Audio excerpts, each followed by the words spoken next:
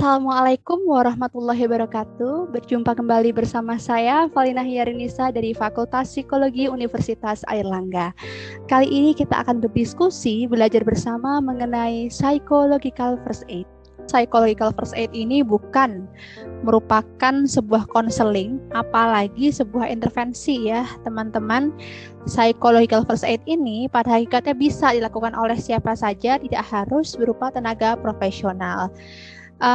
Terkait prinsipnya juga tidak melibatkan wawancara ya, karena hakikatnya kita hanya mendengarkan, tidak memaksa korban, tidak memaksa orang-orang yang membutuhkan PFA untuk bercerita.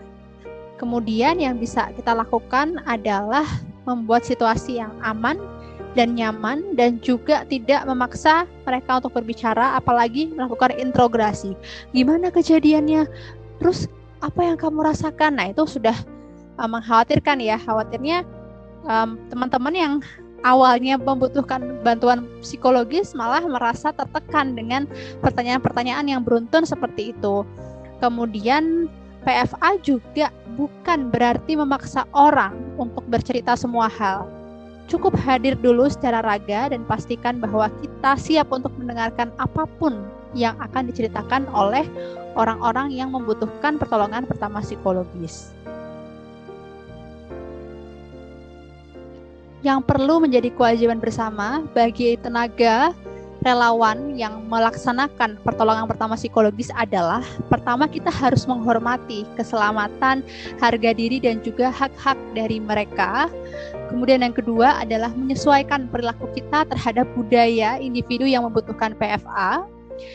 Berikutnya adalah waspada dan tanggap pada respon-respon tindakan gawat darurat. Artinya tadi ya, kalau misalnya di tengah-tengah bercerita tiba-tiba orang tersebut ya, individu yang membutuhkan PFA tersebut, selama kegiatan berlangsung ya, selama dia bercerita tiba-tiba mengambil silet atau mengambil benda-benda tajam lainnya gitu yang berupaya untuk melukai dirinya sendiri dan orang lain, itu juga harus waspada ya kita. Dan ya, terlebih kita juga harus menjaga diri kita sendiri sebelum kita menjaga orang lain. Yang bisa kita lakukan ketika memulai psychological first aid, pertama-tama mungkin kita bisa mendekati penyintas yang mungkin membutuhkan bantuan. Kita perkenalan dulu nih, kita memperkenalkan diri kita siapa, dari mana, kemudian mencoba untuk membangun komunikasi dua arah, mendengarkan secara aktif, reflektif, dan juga membangun empati dengan cerita-cerita yang akan kita dengar. Kemudian kita juga bisa melakukan assessment kebutuhan dasar, yaitu meliputi hasil wawancara singkat atas kebutuhan fisik yang dialaminya maupun kebutuhan psikologis yang dibutuhkan. Jadi hal ini berfungsi untuk membantu kita untuk langkah selanjutnya apa nih, gitu, untuk misalnya kebutuhan fisik apa yang belum terpenuhi, atau mungkin kondisi psikologis seperti apa yang dirasakan yang bisa membantu mereka. Dan jika memungkinkan kita bisa mengkontak atau menghubungi psikolog yang bertugas di sana. Kemudian yang berikutnya adalah menerapkan prioritas. Jadi bantuan yang diperlukan dan kemampuan penyintas dalam menghadapi krisis ini perlu pekaan juga ya, terutama ketika sumber dayanya terbatas. Seperti itu. Jadi kalau memang ternyata ada yang benar-benar sangat membutuhkan, itu yang menjadi prioritas. Kemudian intervensinya adalah kita penuhi dulu nih kebutuhan dasarnya apa. Kemudian dengan kita hadir, harapannya bisa sedikit mengurangi ketegangan yang dia rasakan dan juga bisa memunculkan ketenangan. Kemudian yang paling utama adalah mengembalikan kapasitas fungsional mereka sebagai manusia, sebagai makhluk sosial. Sehingga harapannya nanti akan ada sesi akhirnya, mengakhiri bantuan psikologis ini. Artinya yang paling utama dari bantuan psikologis pertama ini adalah tidak membuat individu menjadi tergantung dengan kita. Kendati demikian, kita juga boleh kok untuk memfollow up, boleh untuk bertanya kabar kembali, tapi bukan berarti menjadi sebuah hubungan yang berkelanjutan. Seperti itu ya. Nah, kita masuk ke sesi yang cukup penting nih ya, yaitu 3 prinsip dari psychological first aid. Kita mudah menyingkatnya dengan 3L. Apa saja itu? Yang pertama adalah look atau melihat, Yang kedua adalah listen atau mendengar, dan yang ketiga adalah link atau menghubungkan. Nah, penjelasannya seperti apa? Pada hakikatnya, di prinsip yang pertama, yaitu look atau lihat, kita bisa memeriksa kembali keamanan dari lingkungan sekitar individu yang membutuhkan PFA.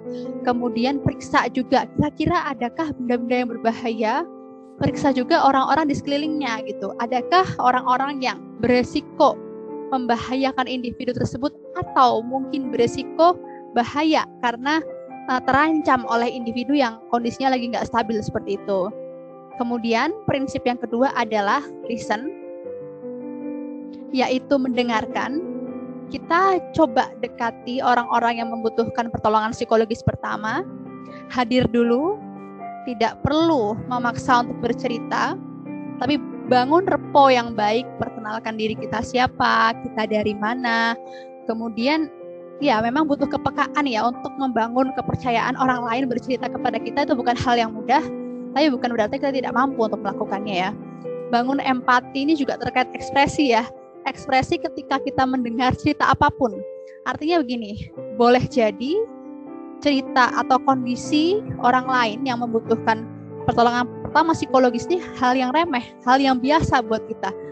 Kita mungkin batin, kita mungkin punya pikiran, alah gini aja kok membutuhkan bantuan psikologis. Jangan sampai kita punya pikiran seperti itu, karena memang respon psikologis atas kondisi yang sama bisa berbeda ya tiap-tiap orang. Itulah pentingnya kita untuk membangun empati ketika kita siap untuk mendengarkan cerita orang lain apapun konteks dan isinya. Kemudian yang ketiga adalah menanyakan. Sebenarnya kebutuhan yang diinginkan seperti apa? Tanyakan kebutuhan dan juga kekhawatiran yang dia alami saat ini. Yang ketiga adalah prinsip link, yaitu menghubungkan.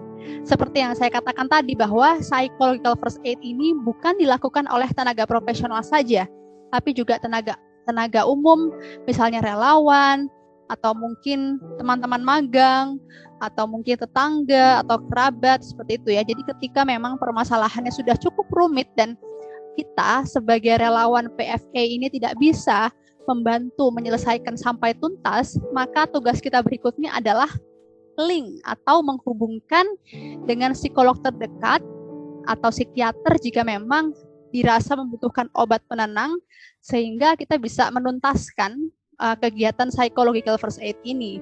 Jadi memang seperti itu ya, kurang lebih ya 3 prinsip PFA. Nah, link ini ya, prinsip link ini bukan hanya berlaku untuk menghubungkan tenaga profesional, tapi juga memberikan informasi apapun yang membantu individu untuk mendapatkan kebutuhan dasarnya, menghubungkan dengan keluarga terdekatnya atau mungkin kerabat yang dibutuhkan, dan juga menghubungkan dengan bantuan sosial yang mungkin akan membantu mengembalikan fungsi hidup atau fungsi manusia tersebut dalam lingkungan sosialnya.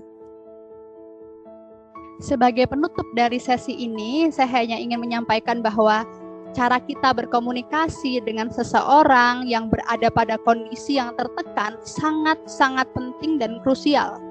Seseorang yang mengalami krisis dapat mengalami kondisi yang sangat terpukul, cemas, bingung, hopeless ya, tidak ada harapan, atau bahkan menyalahkan dirinya sendiri atas hal-hal yang terjadi saat itu. Namun kita harus tenang ya, jangan panik dan malah ketularan cemas seperti itu.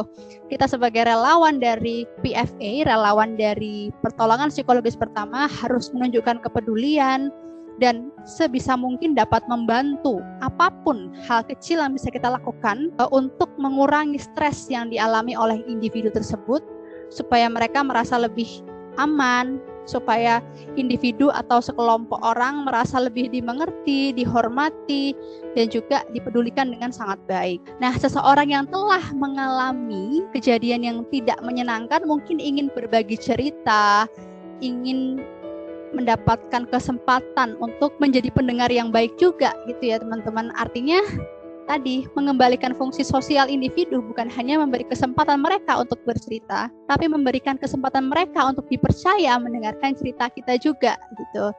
Jadi kita bercerita itu pun juga membantu mereka untuk mengembalikan fungsi sosialnya.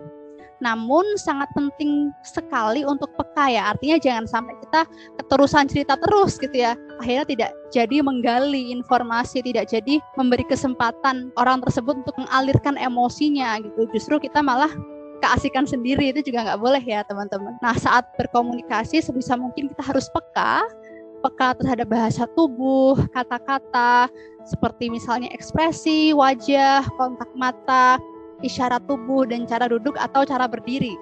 Ketika kita bicara dan berperilaku juga harus sesuai dengan budaya, usia, gender, adat istiadat, dan juga agama mereka. Artinya ini lintas ya teman-teman ya.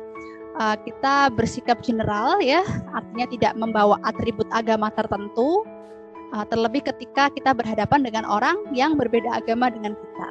Kita hargai value masing-masing, kita hargai keyakinan orang, tidak perlu membawa atribut-atribut tertentu yang nanti malah akan menimbulkan masalah gitu ya jika terjadi kesalahpahaman.